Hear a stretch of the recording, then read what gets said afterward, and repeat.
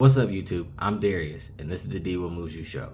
And here I'll be giving you tips about buying, selling, and investing in real estate. And at the same time, I'll be documenting and blogging my journey from starting with a new company, getting all new tools, all new systems, and rebuilding myself as a market expert in my Ohio markets. So with all the changes that's going on in real estate right now, the National Association of Realtors and the government trying to get rid of realtors on the whole, what are home buyers and sellers going to do if there are no realtors? And do you know what you're supposed to do in the process of trying to buy a home? I'll tell you now, the very first thing that you're going to do before you buy or sell is you're going to talk to a real estate professional, because we have the market knowledge and we're experts in the profession of getting buyers into homes and getting sellers homes sold. So there's no reason to try and change anything. Just go to the professional like you would if you needed your haircut or if you needed to put your car in the shop. Nothing really changes. But outside of that, I'm going to give you 8 key takeaways on what you would expect while you're going through the buying process, so that when you get to that point, you'll be ready. So I'm going to preface it again by saying, talk to a real estate professional. I'll put all my information in the description below. But find someone that you know, like, and trust, and call them and ask them these questions. So that way, when you try to buy your house, you know you're not going to be steered wrong. So tip number 1, without all the prefaces, is again, talk to a real estate professional, because with everything that's going on, most agents, most brokerages have already turned the curve. They're already prepared, and we know how we're going to continue our businesses to make sure that we can still make sure that we represent our clients, buyers and sellers alike.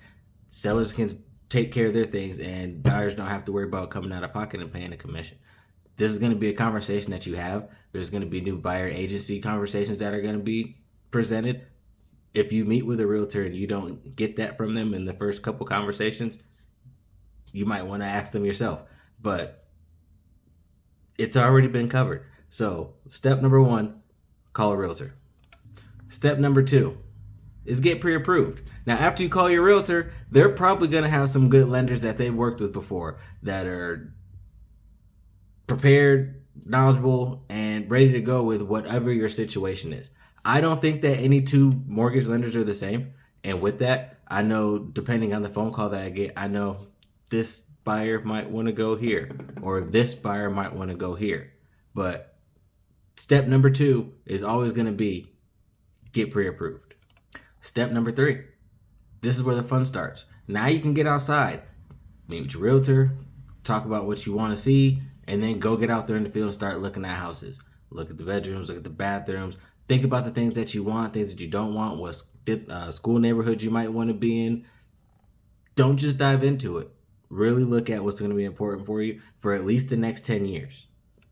And while you're searching, don't be afraid to use numerous different sites to do your looking, because no 2 real estate sites are built the same. My personal website is different from Zillow, which is different from Realtor.com.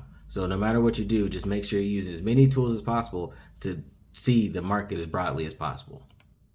So your 4th step, after you found the home that you want, that you think that you like, and you want to make a move on it, is you want to submit your offer. Submit your offer, you'll be able to negotiate the terms and conditions that you would like to see. How much you want to pay for it, your earnest money, do you want to have a home inspection, is there certain things around the house that you would like the seller to take care of for you before you'd want to move forward. There's a lot of things that you can negotiate in your initial offer, but talk to your realtor about it, because depending on your situation, some things might want to be moved around, but your realtor at that time is going to be able to best help you in that situation. So after you made your offer, you got it accepted, you got your time, you did your negotiations, now you got your time to take care of your contingencies. Get your home inspections taken care of, do your appraisals. Now in my state, once you have your home inspection, you have 72 hours to get your report back, go over it, see if there's anything that you want to talk to the seller about, and then get it back in. But that can vary from state to state. Step 6, and we're winding down, and at this point, it's going to get real quiet. But at the same time, there's going to be a lot of moving around, and no one's going to know what's going on. We're in escrow. The title company's doing one thing, the lender's doing another thing. Your real estate professional is probably on top of both of them, trying to figure out what is going on both sides. So that way, when you call asking what the heck, They already got the answer for you. That's another reason why it's so important that when you do buy or sell a house, you have someone in your corner to take care of these things. Because if you haven't just sold a house in 30 years, a lot of things have changed. Or if you haven't bought a house ever, how do you know what you're doing if you're not being directed the right way? Step 7 leads us into finalizing the documents. You might be getting close to hearing what we call the magical words, clear to close. That means the lender has everything they need, the title company has everything they need, and at this point, all we need is the title company to balance everything out. We can get you some keys. And last, but not least, is closing day. So this is what it looks like. You go to the title company. They give you a packet about this tall if you're if you bought your home with a loan, and you sign and sign and sign and sign and sign, and the house officially comes out of the seller's name and goes into your name as the buyer, and you are officially a homeowner as soon as it files in funds. So hopefully that was painless and you feel like you can walk through it, but I'm just going to reiterate one more time. Don't do it by yourself. Find a professional, have them help you. With everything that's going on, vet.